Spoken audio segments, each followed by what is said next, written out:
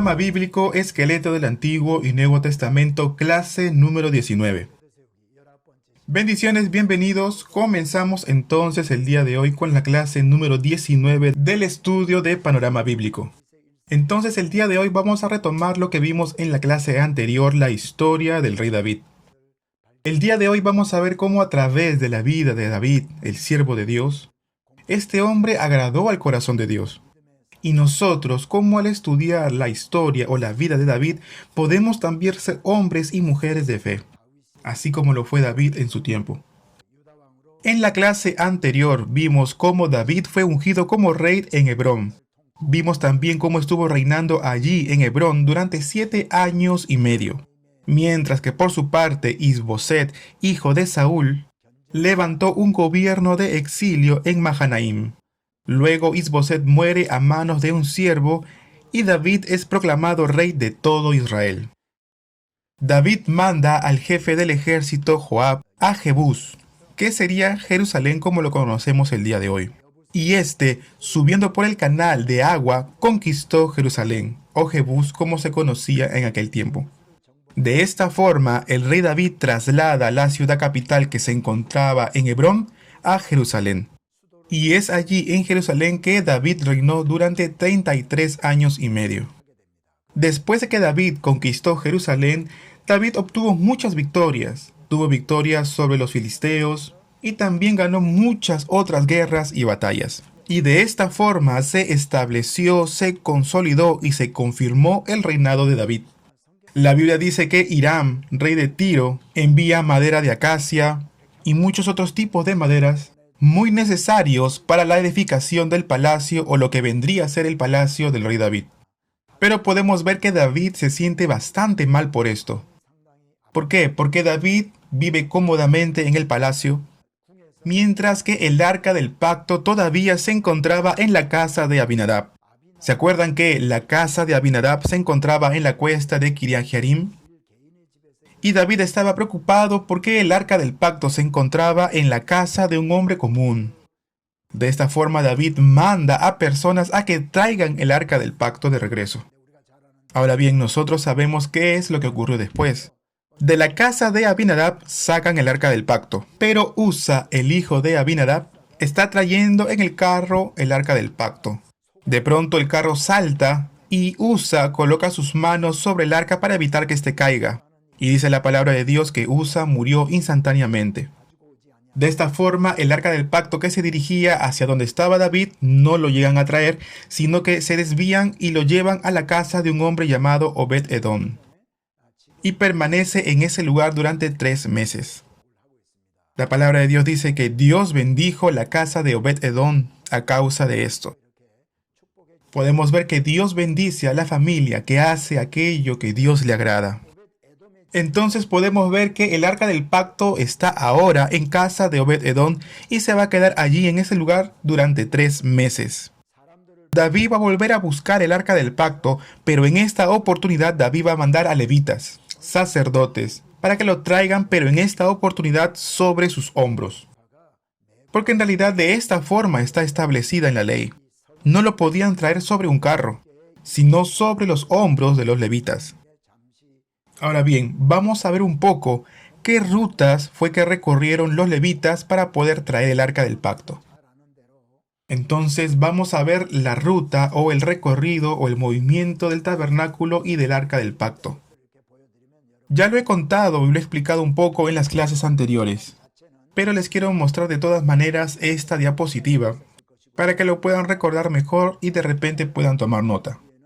El tabernáculo cruzó el río Jordán y estuvo en Gilgal. Y después de la conquista de Canaán, de Gilgal lo llevaron a Silo. El sacerdote también permaneció en Silo y el arca del pacto también. También se encontraba en Silo. En la guerra contra los filisteos, Israel lleva el arca del pacto a Ebenezer.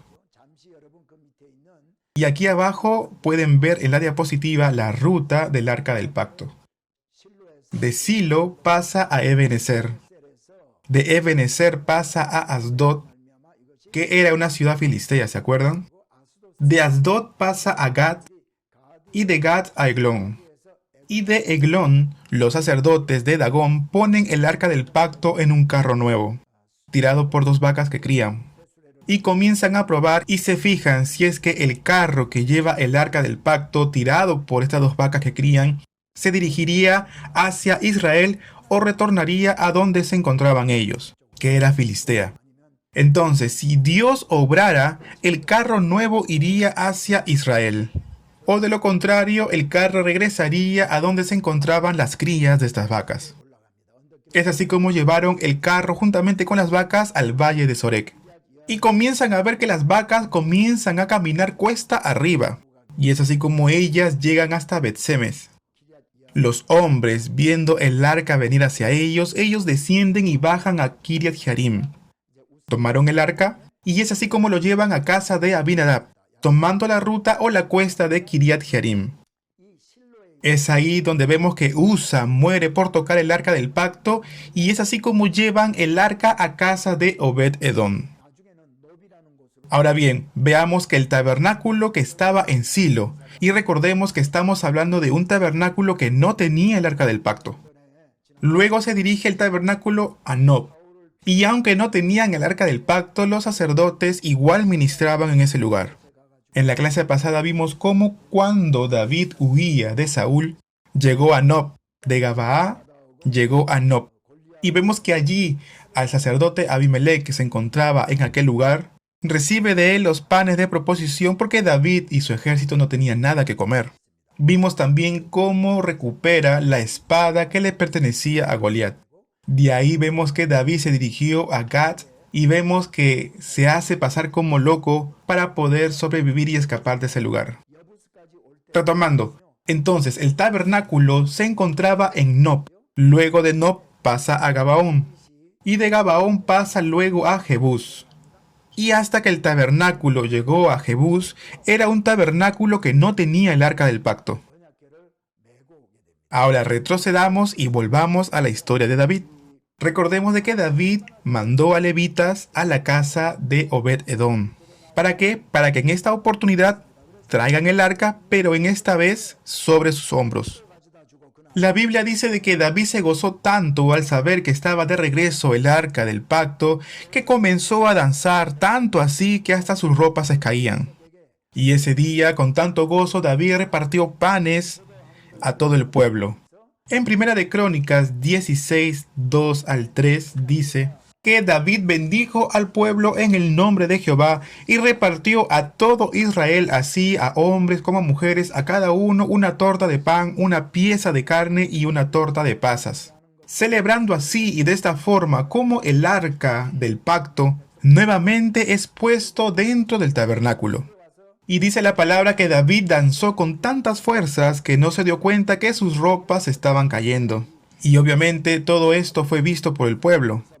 Llegó a su casa, quiso bendecir a su familia, pero Mical, hija de Saúl, le menospreció en su corazón por haber danzado de esa manera, enfrente de todo el pueblo, y lo criticó diciéndole: tienes que sentirte avergonzado por lo que has hecho. Y es así como David respondió a Mical: fue delante de Jehová quien me eligió en preferencia a tu padre y a toda tu casa, para constituirme por príncipe del pueblo de Jehová sobre Israel. Por tanto, danzaré delante de Jehová y aún me haré más vil en esta vez. Podemos ver que David danzó con gozo delante de Jehová. Cuando David tuvo que huir de la espada de Saúl y estuvo en medio de la aflicción, David se derramaba en llanto delante de Dios. David oraba día y noche pidiendo la ayuda de Dios. Amados, debemos gozarnos nosotros delante de Dios así como lo hizo David. No siempre es bueno sentarnos y aparentar santidad, sino que también debemos de danzar y cantar con todas nuestras fuerzas, haciendo mímicas de repente como niños, danzando en la presencia de Dios, gozándonos juntamente con Él. Pero en tiempos de aflicción y de dificultad, debemos de derramar nuestro corazón delante de Dios, buscar su presencia. Amados, las lágrimas que derramamos delante de la presencia de Dios nos hacen ser valientes delante de los hombres y también delante del enemigo, delante de Satanás. Amados, los que han derramado lágrimas delante de la presencia de Dios no le temen a la aflicción. ¿Por qué? Porque saben que Dios está con ellos. que Dios oye sus oraciones. Deseo que todos nosotros podamos regocijarnos en la presencia del Señor, delante de su presencia, pero que también podamos derramar lágrimas delante de la presencia de Dios, esperando de esta forma la ayuda de Dios. Ahora sí, volvamos a la diapositiva. Entonces traen de regreso el arca del pacto a Jerusalén. Viendo cómo David danzó con todas sus fuerzas delante de la presencia de Dios, en 2 de Samuel, capítulo 7, Dios establece un pacto con David, y es un pacto unilateral. 2 de Samuel, capítulo 7, verso 9. Y dice: Y he estado contigo en todo cuanto has andado, y delante de ti he destruido a todos tus enemigos, y te he dado nombre grande como el nombre de los grandes que hay en la tierra. Y también dice: Y nunca más será removido, ni los inicuos le aflijan más, como al principio, desde el día que puse jueces sobre mi pueblo Israel, y a ti te daré descanso de todos tus enemigos. Y aún después de su muerte, Dios confirmará su descendencia y su reino para siempre. Es por este pacto que todos los hijos de David van a sentarse después de él en el trono de Judá, incluyendo a Sedequías, el último rey de Judá. Esta es la promesa que David recibe de parte de Dios. En el capítulo 7, verso 13 dice así: Él edificará casa a mi nombre y yo afirmaré para siempre el trono de su reino. 14. Yo le seré a él padre y él me será a mí hijo, y si él hiciere mal, yo le castigaré con vara de hombres y con azotes de hijos de hombres. Pero mi misericordia no se apartará de él como la aparté de Saúl, al cual quité delante de ti. Y será afirmada tu casa y tu reino para siempre delante de tu trono, y tu trono será estable eternamente. Y estas son las palabras de Dios dichas a través del profeta Natán. Entonces el pacto de Dios que se encuentra en 2 de Samuel capítulo 7 es conocida como el pacto de David. Y en Génesis 12, 1, 2 y 3 es el pacto de Abraham. El pacto que Dios estableció con Abraham también de una manera unilateral. Entonces, lo que acabamos de leer en 2 de Samuel capítulo 7 es el pacto de David, o también conocido como el pacto davídico. Y gracias a este pacto, todos los reyes que se sentaron en el trono de Judá pertenecían a la dinastía o a la descendencia de David. Podemos ver también que Jesucristo viene del linaje de David, y el reino levantado por Jesús es eterno. Ese reino permanece para siempre. Vamos a ver cómo Dios bendijo a David para que éste pudiera extender su territorio y todo su dominio. Para eso vamos a verlo en el mapa. Quiero que vean este mapa. Todo esto que está demarcado o está delineado de rojo, que está en color morado, fue todo el territorio dominado por Saúl. Pero en el tiempo de David, David peleó muchas guerras, y en una de ellas salió contra los edomitas y moabitas y los venció. También por otro lado venció a los sirios. También podemos ver que venció a los filisteos. Y poco a poco les fue quitando mediante las conquistas el territorio de ellos. Esto de aquí es Damasco, que se encuentra mucho más arriba, ¿verdad? Y miren cómo se extendió el territorio en su dominio. Esta parte de abajo de amarillo es Filistea, que permanece con el mismo nombre hasta el día de hoy. La parte de arriba de naranja es Fenicia. Ya les vengo hablando de Fenicia en varias clases. Por aquí está Tiro y abajo se encuentra Sidón. Tiro y Sidón. Mientras que estudiemos la Biblia, vamos también a hablar y a mencionar sobre estas dos ciudades. Y también vamos a hablar un poco más acerca de la nación de Fenicia. Fenicia y Filistea son dos naciones gentiles que acompañarían a Israel a lo largo de toda su historia. Entonces podemos ver que Dios bendijo a David y le dio un gran territorio para que David pueda dominarlo.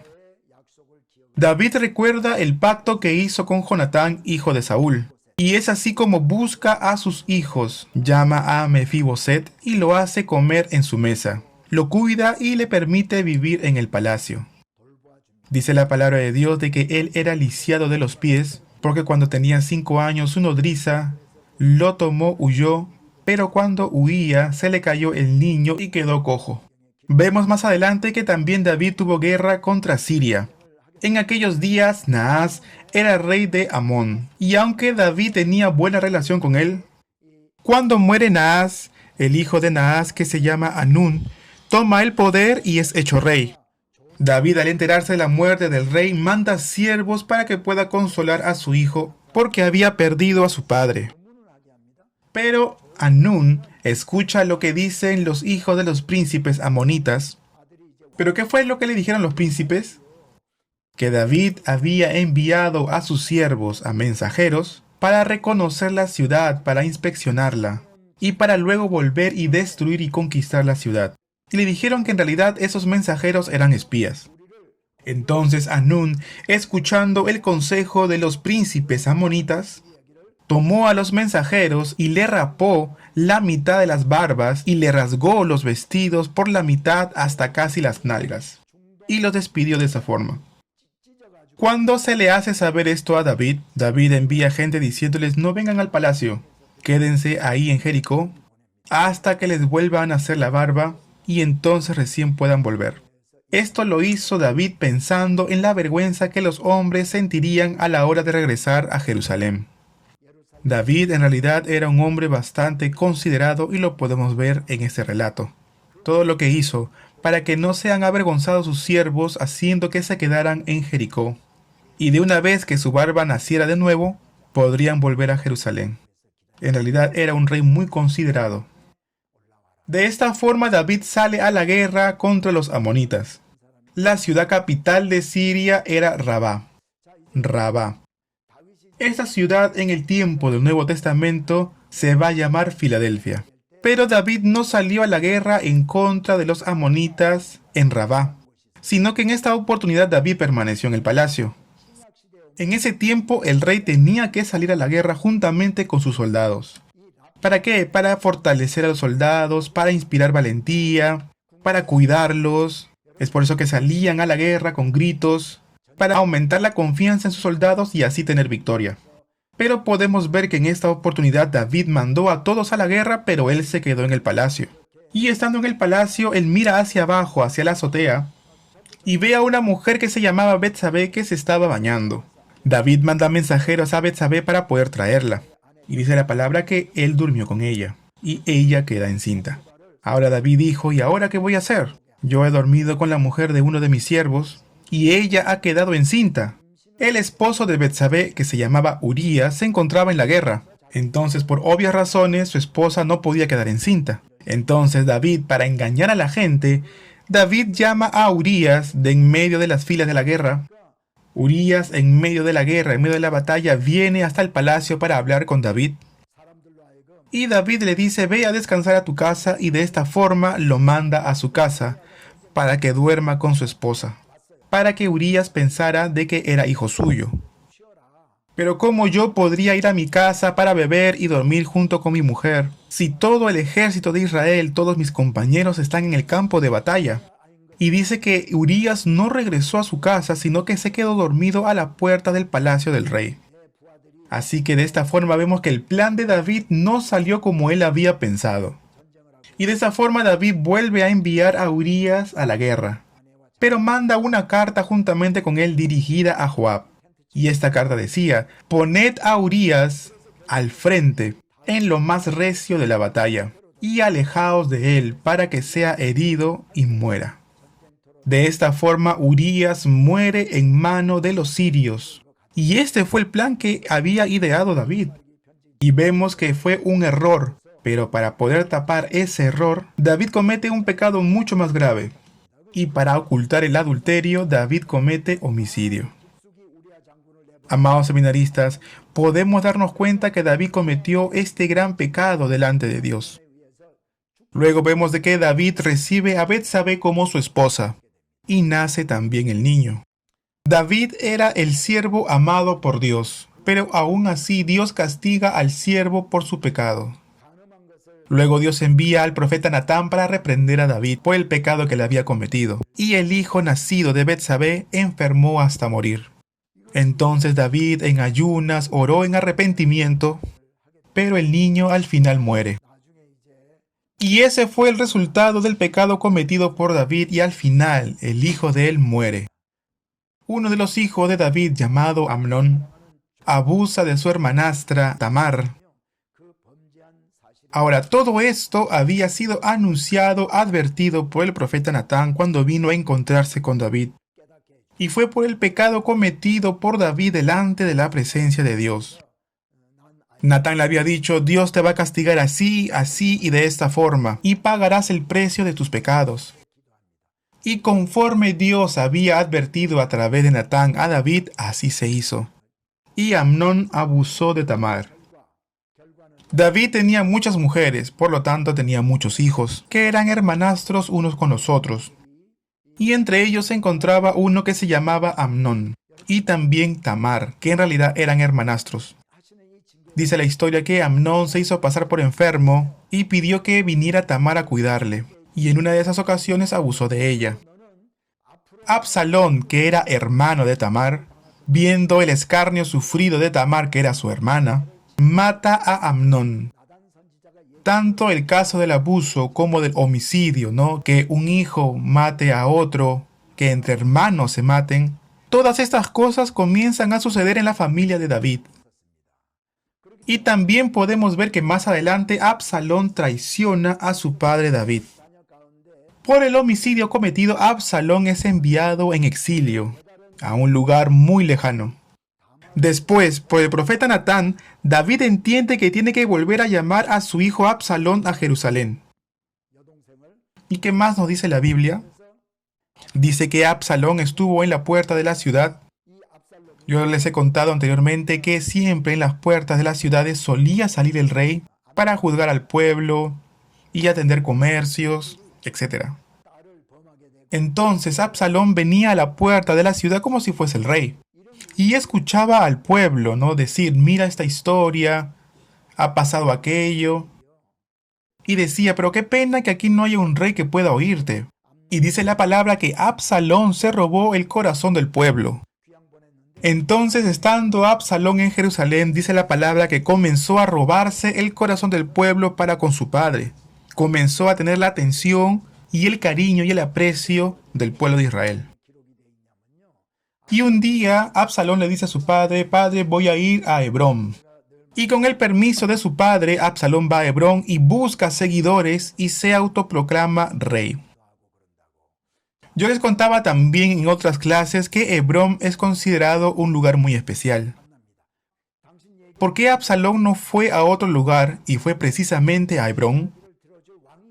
Porque Hebrón para los israelitas era un lugar muy significativo.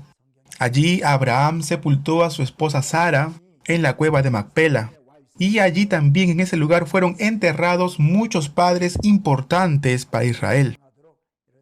Es por esa razón que Absalón se autoproclamó rey en aquel lugar. Y de esta forma vemos que empezó a atacar a su padre. David va a huir de Absalón y sale de Jerusalén, que se encuentra del lado occidental del Jordán. ¿Se acuerdan? Norte, sur, oriente, este. Entonces, estando en Jerusalén, de Jerusalén, para poder ir a Mahanaim, tienen que cruzar sí o sí el Jordán. Tienen que cruzar el valle de Gedrón, subir por el monte de los olivos, cruzar el río Jordán, para poder llegar a Mahanaim. Ya hemos visto este recorrido y esos lugares varias veces. Es en ese lugar donde Jacob luchó con el ángel de Jehová, después de haber retornado de la casa de su tío Labán. Después de la muerte del rey Saúl, Isboset y Abner levantaron un gobierno de exilio en Mahanaim también. Eso lo vimos en la clase anterior, incluso les mostré fotos. Entonces se encuentra el río Jaboc y arriba hay una colina y ahí se encuentra Mahanaim.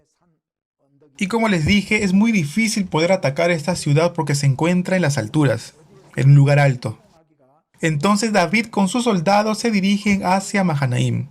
Cruzan el valle Cedrón Subiendo así al monte Olivos, aparece un hombre que se llama Simeí. Este hombre pertenecía a la tribu de Benjamín. Y dice que le seguía a David con sus siervos, andaba descalzo, muy triste por la rebelión de su hijo, huyendo del palacio. Entonces Simeí, un hombre de la tribu de Benjamín, comenzó a tirarle piedras y lo maldice diciéndole: fuera, fuera, hombre sanguinario y perverso. Jehová te ha dado el pago respectivo por toda la sangre derramada de la casa de Saúl, el lugar en el cual tú has reinado. Y Jehová ha entregado el reino en manos de tu hijo Absalón. Y comenzó a burlarse de David. Entonces Abisai, que estaba junto al rey. Ahora bien, ¿quién es Abisai? ¿Se acuerdan de Joab? Entonces, entre los generales del ejército de David estaba Joab, Asael y Abisai. Estos tres son hermanos. Asael, como les conté en la clase anterior, murió en manos de Abner. Es por esa razón que vimos que Joab se venga de Abner matándolo. Ahora, entre los tres hermanos quedaron solamente dos, Joab y Abisai. Y Abisai fue quien siguió a David y le dice: ¿por qué maldice este perro muerto a mi señor el rey? Te ruego que me dejes pasar y le cortaré la cabeza. Ahora, veamos la reacción de David. David le dice: déjalo. Si él maldice de esta forma, es porque Jehová le ha dicho que maldiga a David. ¿Quién pues le dirá a Dios por qué lo hace? Vemos de que David lo deja que le siga insultando y burlándose de él, y le dice que no lo mate, sino que continúe maldiciéndolo. Él dice: si esto no viene de parte de Dios, entonces Jehová podrá mirar mi aflicción y cambiará en bien sus maldiciones sobre mí. Miren las palabras de David. En realidad sería como un ejemplo para nosotros. David, con la autoridad que tenía, pudo haber dicho a su siervo: mata a este hombre que me está criticando. Pero David en ese punto entendía la soberanía de Dios sobre todas las cosas. Y creía firmemente en eso siempre David. Y David le dice: si esto no viene de parte de Dios, Él me va a bendecir a causa de esto. Amados, nosotros en nuestra vida cristiana somos muy criticados y también criticamos a otros. Pero nosotros, al oír esto, debemos de considerar que quizá Dios ha mandado a esa persona y lo utiliza para darnos algún tipo de entendimiento a nosotros. Si tomáramos esa crítica como un medio para examinarnos a nosotros mismos, podríamos alcanzar mayor grado de madurez y podríamos alcanzar así cada vez más un mayor grado de santificación, que es lo que en realidad le agrada a Dios. Amados, en realidad no es fácil, pero me gustaría que pudiésemos aprender del ejemplo de David en esto. Al final, David con sus hombres llegan a Mahanaim. Y es ahí cuando vemos que Absalón se acuesta con las concubinas de David. Pero recuerden, ¿qué fue lo que le dijo el profeta Natán? Tú, a escondida, te acostaste con la esposa de uno de tus soldados. Pero tu hijo después se acostará de día con tus propias concubinas. ¿Cuánto dolor habrá tenido David en su corazón al ver que estaban sucediendo todas estas cosas? Entonces vemos que David vivió en Mahanaim y mucha gente de los lugares acuden a su ayuda. Vemos que los sirios le traen lo que necesita. Barzillai viene y le da vestimenta, alimentos, todo lo que él pueda necesitar. Y podemos ver en este punto a un Dios proveedor, a un Dios de misericordia. La fe de David en este punto es que todas las cosas ocurren bajo la soberanía de Dios y por su voluntad. Podemos ver entonces cómo Dios le provee a David todas sus necesidades por medio de otras personas. David estaba en Mahanaim, pero Absalón se encontraba en Jerusalén. Ahora bien, entre Jerusalén y Mahanaim hay guerra, y en esa guerra muere Absalón. David le dice a sus siervos: no maten a Absalón, no quiero verlo muerto. Pese a eso, estaba en guerra Absalón con Joab, general del ejército, y Absalón comenzó a huir. Y da la impresión por medio de la historia que Absalón de repente tendría una cabellera muy larga.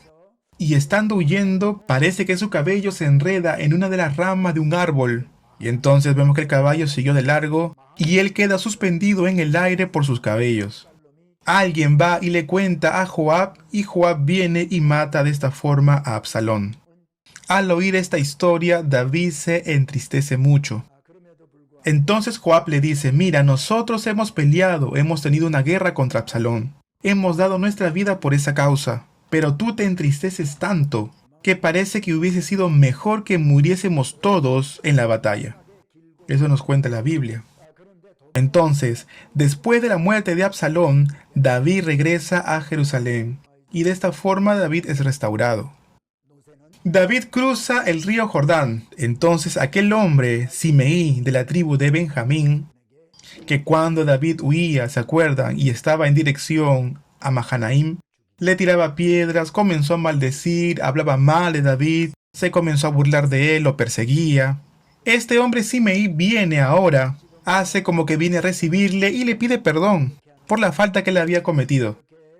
Entonces Joab y Abisai le dicen al rey David, este hombre merece la muerte. Pero David una vez más se los impide. Vemos que David es restaurado por Dios. Y él a su vez, él acepta y perdona a todos aquellos que merecían también ser castigados. Al retornar entonces, David sale al encuentro de Mefiboset. Y le dice entonces a Mefiboset, ¿por qué no saliste conmigo cuando yo huía de Jerusalén? ¿Por qué es que no me acompañaste a Mahanaim? Mefiboset entonces le dice, yo quise ir contigo, pero Siba, el siervo de Saúl, que también sirvió a Mefiboset, le engañó diciendo que el rey dijo que se quedaran ahí, que no lo siguiera. Entonces de esta forma le mintió. Y Siba, por otro lado, le dio a David alimento y le dio muchas cosas que él necesitaba. Y también mintió acerca de Mefiboset, diciéndole que Mefiboset simplemente no quería ir ni acompañarle. Y que si Mefiboset se quedaba en Jerusalén, Absalón le había prometido restaurarle sus tierras y todo lo que él tenía. Entonces vemos que Siba había mentido tanto a Mefiboset como a David, poniéndolos en contra uno con otro. Entonces David se sintió un poco triste por esto. Pero al oír la historia de Mefiboset, se dio cuenta que todo había sido una mentira y un plan de parte de Siba. Pero ¿qué es lo que David le había dicho antes a Siba? Quédate con todas las tierras de Saúl. Pero ahora que David escuchó la historia y toda la verdad, le dice ahora, bueno, divídanse ahora las tierras. Tú entonces, Mefiboset, quédate con la mitad de todas las tierras que yo le había dado a Siba. Entonces Mefiboset le responde y le dice, yo no necesito lo que tú me estás ofreciendo. Me basta la gracia con la que tú me tratas. Barzillai es otro hombre que proveyó a David cuando éste estaba muy necesitado. Y este hombre salió hasta el Jordán para recibir a David. David le dice a Barzillai, ven conmigo, ven a Jerusalén, y yo me encargaré de ti y de todo tu sustento. Barzillai entonces le dice a David, yo ya tengo 80 años, ¿qué podría hacer yo ahí en Jerusalén? Yo me voy a quedar aquí donde estoy, donde me encuentro, porque estoy bien. Pero este hombre le dice, yo tengo un hijo que se llama Kimán. Y le dice, por favor que se vaya él contigo, y haz con él lo que bien te parezca. Y de esta forma David se lleva al hijo de este hombre. David entonces es restaurado, pero vemos que en ese tiempo no hubo lluvia durante 3 años. De esta forma David le pregunta a Dios, ¿por qué no hay lluvia en toda la tierra? Y Dios le revela algo. Dios le dice a David que es por la oración de los gabaonitas, que no entregó lluvia por 3 años consecutivos. Entonces David consulta a los hombres de Gabaón, ¿qué les pasa? Y ellos dicen que en los días de Saúl, Saúl mató a muchos gabaonitas. Ustedes saben de que los gabaonitas no son parte del pueblo de Israel. Son un pueblo cananeo, pero por el pacto que habían establecido por Josué, quedaron como leñadores, aquellos que van a buscar el agua. Eso fue el trato que hicieron con Josué. Y eran parte como del servicio del pueblo de Israel. Y es así como ellos moraron en medio del pueblo de Israel todos estos años. Ahora bien, en el tiempo de Saúl, mataron a muchos de ellos considerándolos como cananeos. Entonces los gabaonitas oran delante de la presencia de Dios y le habrían pedido justicia, porque ya había habido un trato de por medio en la antigüedad a través de Josué. Es por esta razón de que no había llovido durante 3 años en Israel. ¿Para qué? Para que David pueda consultar con Dios y pueda tomar en manos este caso. Entonces David les pregunta y les dice, ¿qué desean ustedes? Y los gabaonitas le dicen a David, queremos que nos entreguen 7 hombres de la familia de Saúl, porque queremos ahorcarlos delante de Dios. David entonces toma a 7 hombres de Saúl, pero perdonó solamente a Mefiboset, hijo de Jonatán, y entrega a estos hombres a Gabaón para que sean ahorcados. Esta historia también aparece en la Biblia. Ahora bien, vemos que David era un hombre bastante misericordioso, perdonó a Simeí, y así como a él a otras personas que merecían el castigo. Pero vemos que también les concedió el deseo a los gabaonitas, y eso lo podemos ver a la luz de la palabra de Dios. ¿Por qué razón? Porque Josué ya había establecido un pacto con los gabaonitas, y ese pacto se tenía que cumplir y guardar hasta el final. Yo les había mostrado en el mapa cómo Dios había bendecido a David, y cada vez que David salía a la guerra, Dios le daba la victoria a David. Y cada vez que David obtenía la victoria, David alababa y glorificaba a Dios. Pero también hemos visto que David comete pecados. Vemos que David manda a censar al pueblo sin que Dios le dé la orden. Dios luego le da a escoger una de 3 opciones. Entonces David escoge 3 días de peste sobre Israel. Y a causa de esto muchas personas mueren. Es de esta forma que David quiere presentar un sacrificio de paz delante de la presencia de Dios. Y se dirige a la era de Arauna el Jebuseo. Yo les había mostrado en una foto el monte Moriab, en donde Abraham habría presentado a su hijo, Isaac. Allí hoy se encuentra la mezquita, el domo, y dentro del domo hay una roca, en donde supuestamente Abraham habría ofrecido a Isaac. Pero en el tiempo de David, esa arauna lo utilizaban para trillar, y es allí donde David quiso ofrecer sacrificio a Dios, un sacrificio de paz. Y Arauna que le dice, tú ofrece el sacrificio de paz aquí, yo te ofrezco todo. Aquí tienes bueyes para que puedas realizar el holocausto. También tienes a los yugos de los bueyes para la leña, los trillos. Los yugos de los bueyes se servirían como leña para el sacrificio. Entonces pensando, el rey pudo haber tomado lo que le estaban ofreciendo y haber dicho, sí, ok, está bien, Arauna, tomo lo que me estás ofreciendo. Pero David no lo hizo así, sino que le compró la era a Arauna. En realidad, Arauna le había ofrecido gratuitamente todo lo que se encontraba allí. Pero David dijo, no le ofreceré a Dios holocaustos que no me cueste nada. Hoy en día, esto puede ser traducida como una ofrenda de gratitud a Dios. Son las ofrendas que nosotros le presentamos a Dios. Tiene que tener un significado esa ofrenda. Tiene que tener un sacrificio de nuestra parte. Cuando nosotros le damos a Dios lo que nosotros valoramos, eso es lo que Dios acepta con agrado. Si yo le ofrezco a Dios algo que no me cuesta nada, que alguien más me lo ofrece, lo que es fácil de poder ofrecer, en realidad eso no va a ser de mi parte. Quizás sería presentado como un bien de otra persona, pero no es el mío. Si bien David era rey y Arauna le había ofrecido gratuitamente lo que él necesitaba para el holocausto o para el sacrificio, David se niega y se lo compró con dinero. Muy bien, entonces terminemos la historia de David para poder empezar con la historia de Salomón.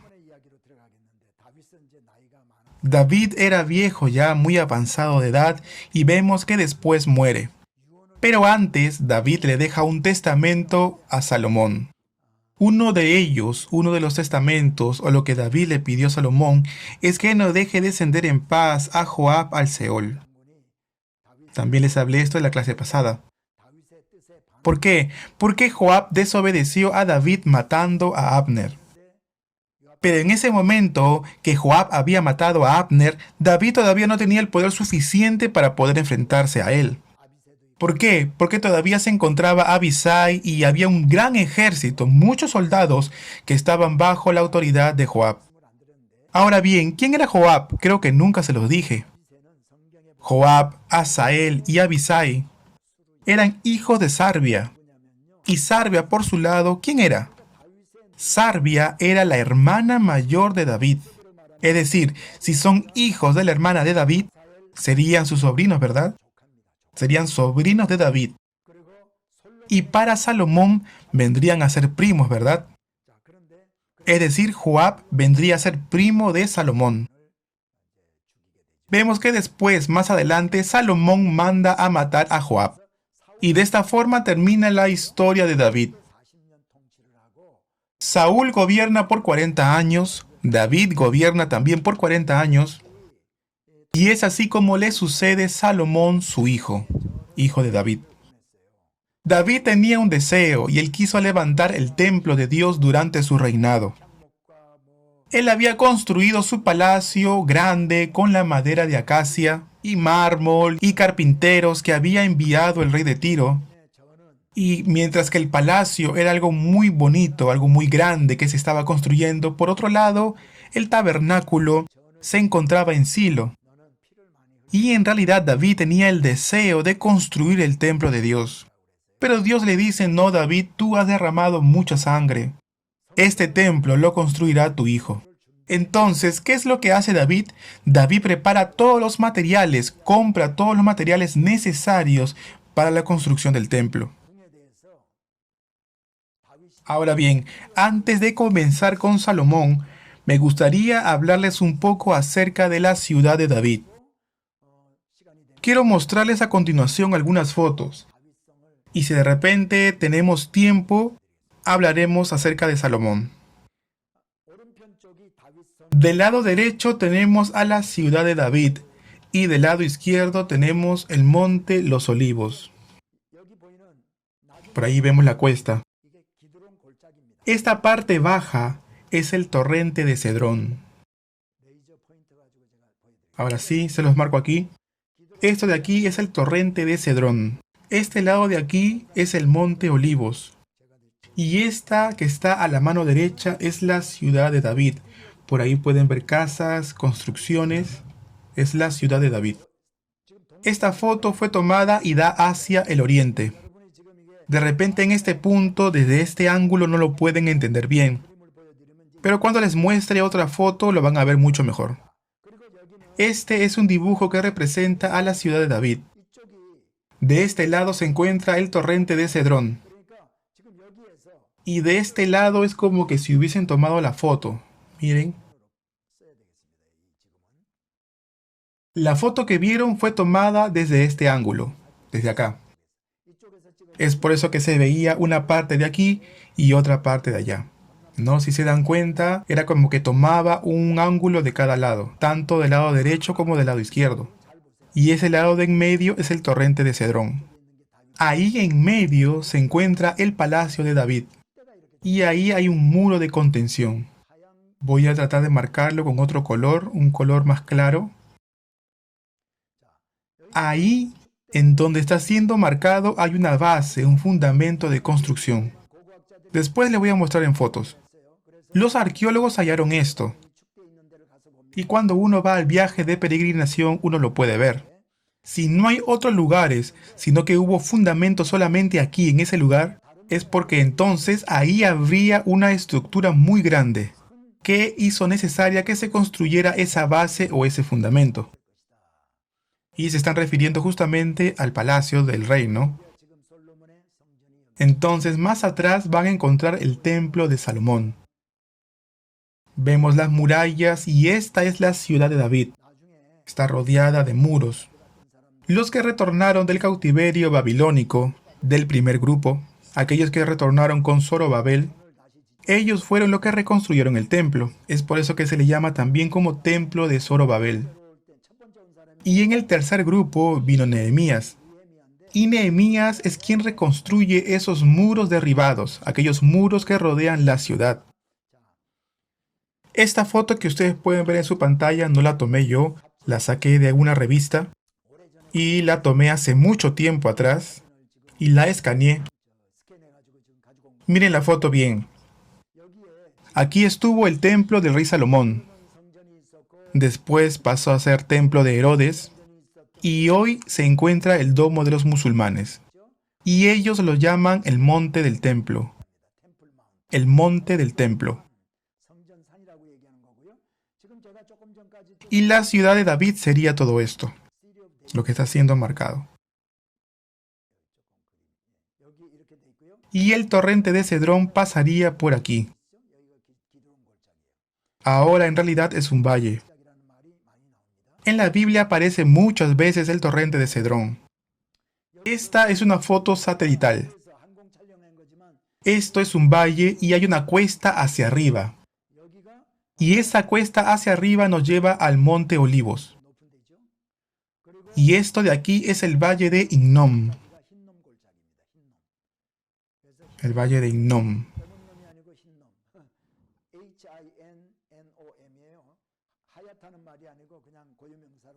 Por ahí está pasando el torrente de Cedrón. Y más abajo, por aquel lado, es el Mar Muerto. El agua que baja por el torrente de Cedrón desembocaría o baja hacia el Mar Muerto. Por lo general, eso para seco, está seco, excepto cuando es temporada de mucha lluvia, que se llena y desemboca hacia el Mar Muerto. Bien, les quiero mostrar otra foto. Esta es una foto que fue tomada hace mucho tiempo atrás. Por aquí aparece el torrente de Cedrón. Por aquí está el valle de Hinnom.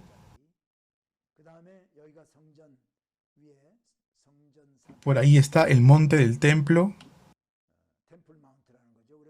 Ahí ven al fondo el domo que construyeron los musulmanes.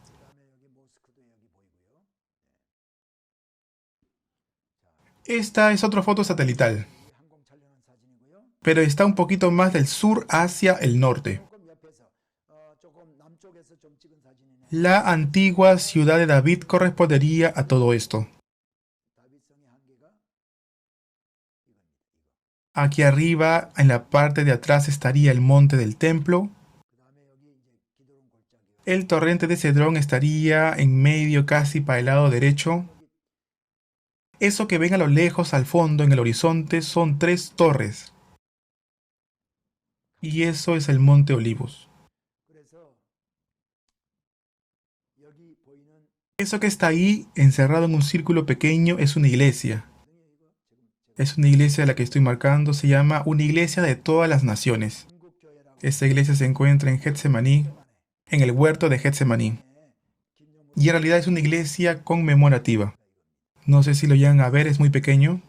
Si alguien ha ido al viaje de peregrinación a Israel, o de repente han ido conmigo, más o menos lo podrán recordar.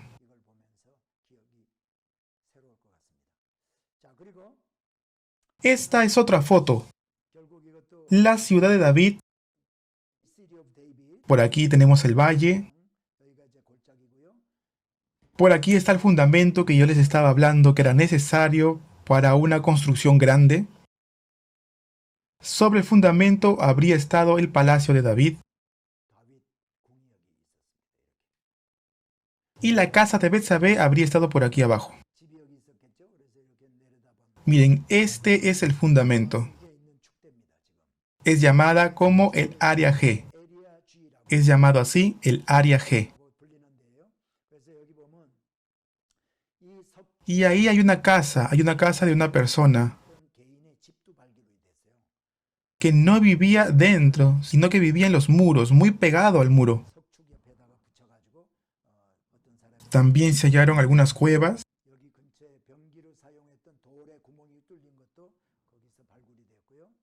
Miren esta otra foto o este dibujo.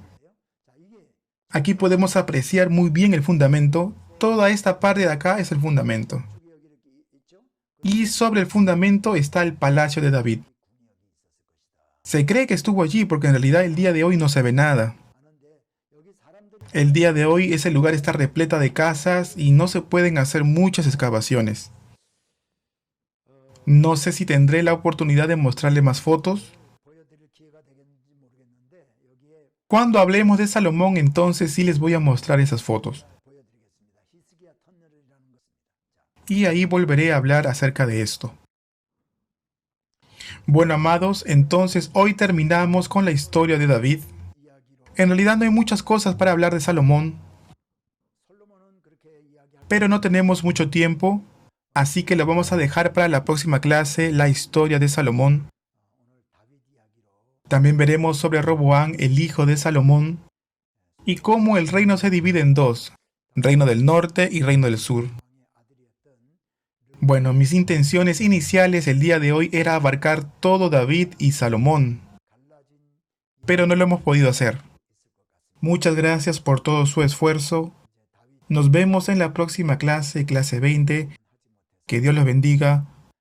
Muchas gracias.